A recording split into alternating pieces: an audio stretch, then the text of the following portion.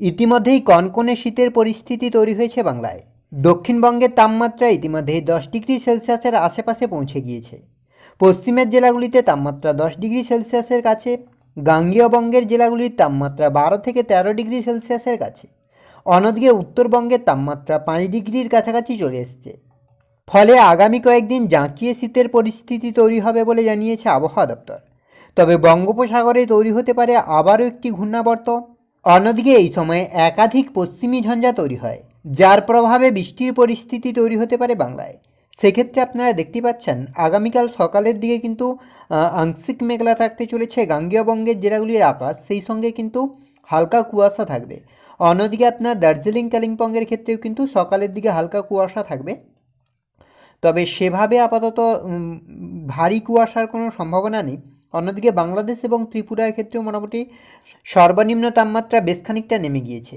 সেক্ষেত্রে আগামী কয়েকদিনে বাংলার আবহাওয়া কেমন থাকতে চলেছে, কোন কোন জেলার আবহাওয়ার কতটা কী পরিবর্তন হতে পারে, কোন কোন জেলাগুলিতে হালকা বৃষ্টি হতে পারে, কোন কোন জেলাগুলিতে ভারী বৃষ্টির সম্ভাবনা রয়েছে, আগামী কয়েকদিনে আরও কতটা তাপমাত্রা নেমে যাওয়ার সম্ভাবনা রয়েছে, কবে থেকে আবারও তাপমাত্রা বাড়তে পারে, এই নিয়ে কী আপডেট উঠে আসছে সবটাই বিস্তারিতভাবে আলোচনা করব এই ভিডিওতে। তাই ভিডিওটি অবশ্যই শেষ পর্যন্ত দেখুন। আর এই মুহূর্তে আপনার অঞ্চলে আবহাওয়া কেমন তাও বিস্তারিতভাবে কমেন্ট করে জানান। ফলে আপনার জেলা থেকে যখনই কোনো লেটেস্ট আপডেট আসবে সবার আগে তুলে ধরবো আমরা। সেক্ষেত্রে দেখতে পাচ্ছেন দক্ষিণ ভারতের বিস্তীর্ণ অঞ্চলে কিন্তু মেঘলা আকাশ থাকছে, সেই সঙ্গে কিন্তু বজ্রবিদ্যুৎ সহ বৃষ্টির সম্ভাবনাও রয়েছে। অন্যদিকে আমরা যদি স্যাটেলাইট চিত্রের মাধ্যমে দেখার চেষ্টা করি তাহলে কিন্তু এই মুহূর্তে আপনার আকাশ মোটামুটি পরিষ্কার। আংশিক মেঘলা রয়েছে আকাশ গাঙ্গেয় বঙ্গের জেলাগুলিতে, তবে এই মেঘ থেকে আপাতত সেভাবে বৃষ্টি টিষ্টির কোনো সম্ভাবনা নেই। তো আমরা যদি সেক্ষেত্রে মেঘলা আকাশের দিকে লক্ষ্য করি তারপরে আমরা বৃষ্টি এবং তাপমাত্রার দিকে লক্ষ্য করব। মেঘলা আকাশ যেটা বলছে যে আজ রাতে আপনার আকাশ মোটামুটি পরিষ্কার থাকছে, আগামীকালকের ক্ষেত্রেও আকাশ মোটামুটি পরিষ্কার থাকছে, আপাতত সেভাবে মেঘ নেই। আর মেঘ যেহেতু নেই সেভাবে আপাতত বৃষ্টিরও কোনো সম্ভাবনা নেই। অন্যদিকে আপনার গাঙ্গেয় বঙ্গের জেলাগুলিরও আকাশ মোটামুটি পরিষ্কার থাকছে, বাংলাদেশ ত্রিপুরার ক্ষেত্রেও মোটামুটি আকাশ পরিষ্কার থাকছে।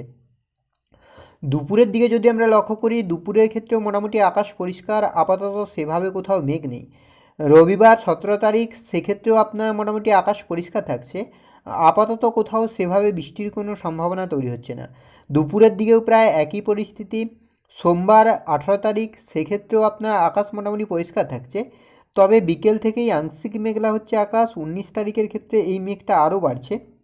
দেখতেই পাচ্ছেন গাঙ্গেয় বঙ্গের জেলা বলুন, এদিকে আপনার দক্ষিণবঙ্গ বলুন, সর্বত্রই কিন্তু মেঘটা বাড়ছে। আর 20 তারিখের ক্ষেত্রেও কিন্তু একইভাবে আপনার মেঘলা আকাশ থাকবে। 21 তারিখের ক্ষেত্রেও মেঘলা আকাশ থাকবে, তবে বৃষ্টি হবে কিনা সেটা আমরা আগে গিয়ে লক্ষ্য করব। 22 তারিখ এবং 23 তারিখ 24 তারিখ 24 তারিখ কিন্তু আরও গভীরভাবে মেঘলা হয়ে যাচ্ছে আকাশ, আর সেই সঙ্গে কিন্তু হয়তো বৃষ্টির সম্ভাবনাও তৈরি হতে পারে, যদি আমরা এটা আগে গিয়ে লক্ষ্য করব।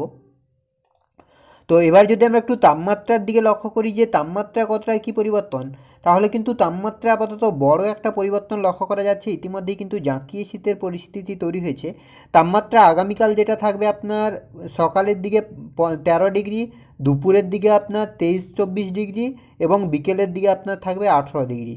আবার আপনার রবিবারের ক্ষেত্রে সেটা আপনার 12 হয়ে যাচ্ছে, সোমবারের ক্ষেত্রে আপনার থাকছে 13, মঙ্গলবারের ক্ষেত্রে 11 থাকবে, বুধবার এক্ষেত্রে আপনার 11 থাকবে। অর্থাৎ মঙ্গলবার থেকে কিন্তু আরও শীত কমবে, মানে বাড়বে, তাপমাত্রা কমবে, শীত বাড়বে। তবে বৃহস্পতিবার থেকে 12 হচ্ছে, শুক্রবারের ক্ষেত্রে 13 হচ্ছে, শনিবারের ক্ষেত্রে 13 থাকছে, আর রবিবারের ক্ষেত্রেও 13 থাকছে। অর্থাৎ আগামী মাসের প্রথম কয়েকটা দিন কিন্তু জাঁকিয়ে শীতের পরিস্থিতি তৈরি হবে, আর পরবর্তী দিনগুলোতে কিন্তু একই পরিস্থিতি বজায় থাকবে কলকাতার ক্ষেত্রে, মানে গাঙ্গেয় বঙ্গের জেলাগুলির ক্ষেত্রে। পুরুলিয়া, বাঁকুড়া, বর্ধমান, এগুলোতেও কিন্তু আপাতত একই পরিস্থিতি। সেক্ষেত্রে যদি আমরা লক্ষ্য করি তো বাঁকুড়া, পুরুলিয়ার দিকে 11 ডিগ্রি, আর রবিবারের ক্ষেত্রে 10 থাকছে, সোমবারের ক্ষেত্রে সেটা 11 থাকছে, মঙ্গলবারের ক্ষেত্রে 11, বুধবারের ক্ষেত্রে 10, এরকমই থাকছে। 10-11 ডিগ্রি থাকছে পশ্চিমের জেলাগুলিতে। অন্যদিকে আপনার গাঙ্গেয় উত্তরবঙ্গের ক্ষেত্রে যেটা লক্ষ্য করা যাচ্ছে সেক্ষেত্রে আপনার দার্জিলিং, কালিম্পং, আলিপুরদুয়ার, কোচবিহার এগুলোতেও মোটামুটি তাপমাত্রা বেশ খানিকটা কমবে। যদি আমরা শিলিগুড়ির দিকে লক্ষ্য করি, তো শিলিগুড়িতে আপাতত 10-11 ডিগ্রি থাকছে, 13 ডিগ্রি, 14 ডিগ্রি, 14 ডিগ্রি, 13 ডিগ্রি। তবে দার্জিলিংয়ের ক্ষেত্রে কিন্তু তাপমাত্রা বেশ খানিকটা নেমে যাবে, এক ধাক্কায় প্রায় আপনার নেমে যাচ্ছে যেটা 6-7 ডিগ্রি।